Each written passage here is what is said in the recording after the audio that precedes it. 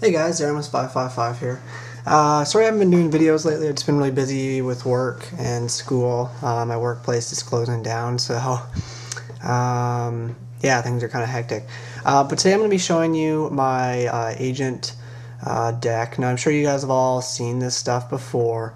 It's very standard, but I'm just going to go through and talk about it because I think this is actually a really good build. And I think it's running really well. There's only a few cards I'm really not sure of. I might take them out, but that'll kind of be up to you guys to give me your opinions on what you think. So I'm going to just start off with the deck. 3 Master Hyperion. You gotta run 3 Hyperion. He's the boss monster, first boss monster. He's really good. Pops a card.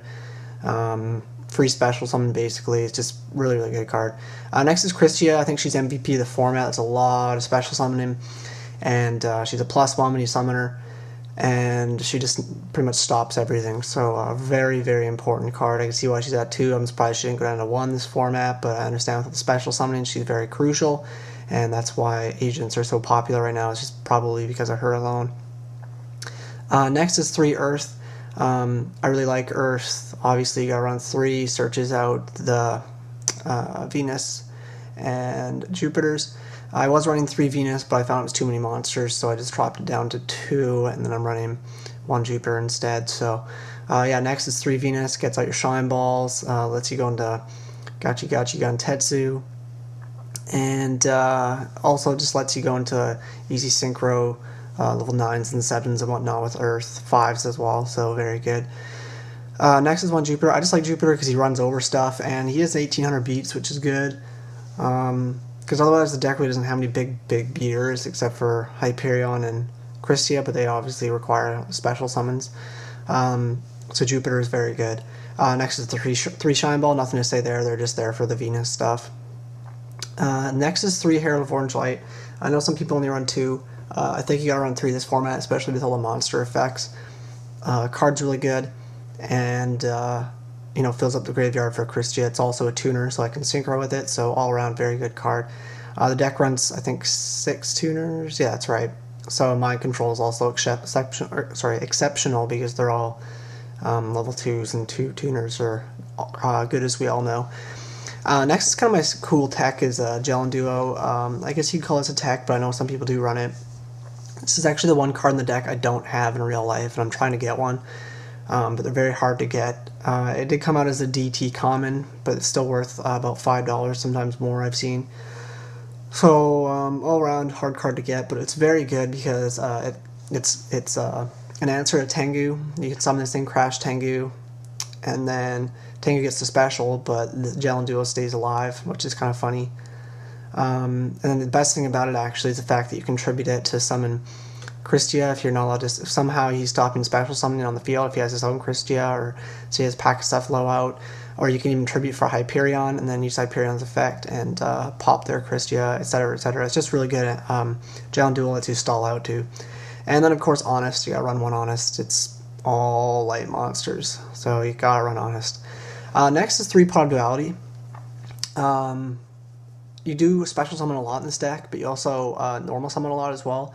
So I think duality, it's all about setup really, so I think 3 duality is kind of necessary. I've seen some people run only 1 cards from the sky, but I like 2, just for getting those dead Shine Balls out of your hand. Just more draw power. Good card. 2 MST, 1 Heavy Storm. I'm actually really liking 3 MST, 1 Heavy Storm in this format. I know a lot of people are saying 3 MST is too much, but you can always side them out game 2. And the only decks that I find that 3 MST is really bad against is Lights, War, and Twilight. Which in a sense it can be bad against, but they still set back rows as well, just like any other deck. They have their warnings and beckoning lights and whatnot. And yes, beckoning light's changeable, but whatever. You know, you hit that end phase and they're not going to be able to use it. So I actually really like 3 MST, but I'm only running 2 in this build just for room's sake. But yeah, all around very good number. I think 2 and 1's good. 3 and 1's very good as well, but I think it depends on the deck you're playing. Next is Mind Control. Mind Control, like I said, I'm running 6 tuners, and it's also very broken this format just for the fact of being able to exceed. That's another reason I'm running Jupiter, just gives me another level 4. Gellenduo is a 4, Honest a 4, I got 2 3s, I got tons of 2s. Just lots of ways to exceed or synchro with Mind Control, so it's a very good card. Next is Book of Moon. I still think it's a staple. There's a few decks I don't run it in, but you gotta run it in here. Just for protection, I'd say. Next is Monster Reborn and Dark Hole. Those are staples. Next on to the traps. 9 traps, as you can see. I'm running 2 Deep Prisons. I'm not really sure about these. I do really like Deep Prison. I think removal is still very important in this format. But the problem with Deep Prison is it's not chainable, although I think everyone else has the same mindset right now where 2 MST Heavy Storm is really all you need. Although I'm honestly thinking about dropping these for Bottomless trap holes. I really like Bottomless this format still. I like it every format. I just think people are kind of like, oh, it sucks. But now that plants are kind of out of the mix, this card's very good. Bottomless is very good. It gets around Kristya and Venus and other stuff that's very popular. Doesn't get around Tengu, but whatever. Tengu's not as good this format as it was last format, just for the fact that plants are kind of gone. So I think I'm gonna do that right now. I'm gonna take out the Deep Prisons so you guys can see me do this. And I'm going to throw out 2 Bottomless trap holes just because I really like the card still. And I actually think it's very good this format. So next is 2 Warnings, 1 Judgment, the Solemn Brigade. I think you still got to run them. There's a few decks I'm actually not running these in because I hate paying life points, but I still think, even if you don't run the Warnings, you got to run Solemn Judgment. It's still way too good, stops a lot of stuff. I really like Starlight Road because this deck usually has can get out a big beefy field first turn with the Venus Shine Ball, Gachi play. Plus you're going to be 1 step back rows and stuff, and protecting them. Starlight Road's still very good. Mirror Force, Torrential Tribute, and Dustshoot. Dustshoot I think is MVP this format. I was reading Fraser Smith's thing, I think it was on TCG Player, and he basically said that Trap Dustshoot's like the most important card of the format. And you shouldn't always be using it right off the bat, guys. Like, I find that a lot of the time I'll set it, my opponent will draw, and I'll wait for him to like play an MST on it, or I'll wait for him to play Pot of Duality first. That way I can get the whole gist, because if I waited and he played Duality, I wouldn't be able to pick that card out of his hand, that monster that he might grab. So hold on to your Dustshoot whenever you're playing it. Save it. There might be the odd time you're like, oh, I should have played it first, but that's Yu-Gi-Oh! It happens. Otherwise, I think saving it's the best thing you can do, because getting a plus off that MST on your Dustshoot is huge. So that's the deck, guys. 40 cards. Very simple, very basic. I'm going to move on to the extra deck. So 1 Trishula, staple. Stardust, I was thinking about running 2, I think 1's fine, because I'm always going to get the Starlight Road off. And really, I'm not going to summon Stardust all that often in this deck. Scrap Dragon. Avenging Knight Parshath. I love this guy. I run him in my Herald Agents. And he is amazing late game. He gets around Spirit Reaper, which not a lot of people are playing, but it's still there. And he gets around tokens. He does piercing damage, so I could take their high attack monster and put it in defense and then run it over and they take damage. So Parshath's very good. He's also a light, so Honest works well with him.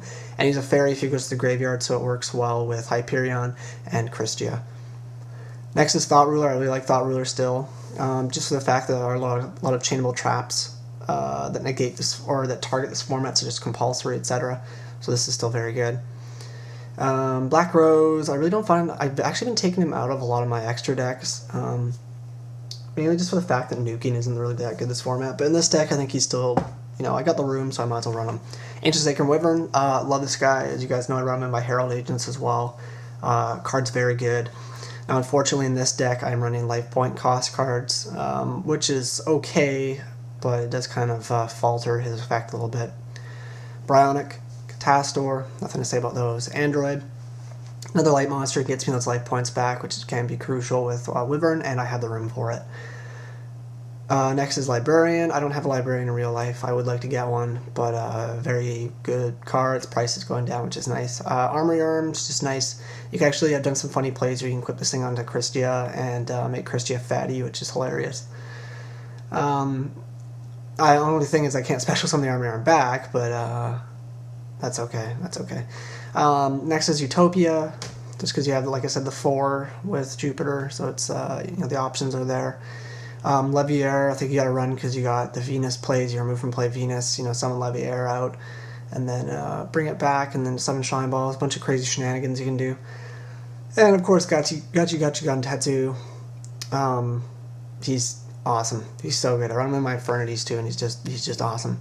So yeah, guys, that's the whole deck. Make sure to like, comment, and subscribe. Make sure to check out my other videos. And I'm going to be having another deck profile up next. Going to be having a chain of videos, so you guys go check those out. Anyways, Zeramus555 signing out. Peace, guys.